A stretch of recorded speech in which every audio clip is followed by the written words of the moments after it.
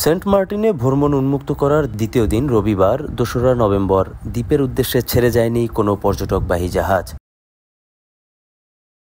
ফলে আজও পর্যটন শূন্য সেন্ট মার্টিন। জাহাজ মালিকরা বলছেন, দ্বীপে রাত্রিযাপন নিষিদ্ধ থাকায় পর্যটকদের সাড়া মেলেনি, তাই তারা প্রস্তুত থাকা সত্ত্বেও জাহাজ ছাড়তে পারেনি। যাত্রীর জন্য অপেক্ষা করতেছে, যাত্রী পেলে তারা চালানো শুরু করবে। ট্যুরিজম বোর্ডের পক্ষ থেকে একটা অ্যাপস ডেভেলপ করা হয়েছে, যারা টিকিট কাটতে আগ্রহী সেখানে গেলে তারা টিকিট কাটতে পারবে। পর্যটকরা বলছেন, সাগরে দীর্ঘ ৭ থেকে ৮ ঘন্টা জাহাজে থাকার পর সেখানে রাত্রিযাপন না করে ফিরে আসা সম্ভব নয়, যে কারণে তারা যাচ্ছেন না। মূলত গত ২ বছর ধরে সেন্ট মার্টিনের রাত্রিযাপন নিয়ে বিধিনিষেধ দিয়ে আসছে সরকার। গত মৌসুমেও এবারের মতো নভেম্বরে দ্বীপে রাত্রিযাপন নিষিদ্ধ থাকায় পর্যটক যায়নি। এবার ডিসেম্বর ও জানুয়ারিতে রাত্রিযাপনের সুযোগ দিয়েছে সরকার, তাও প্রতিদিন যেতে পারবে মাত্র ২,০০০ পর্যটক।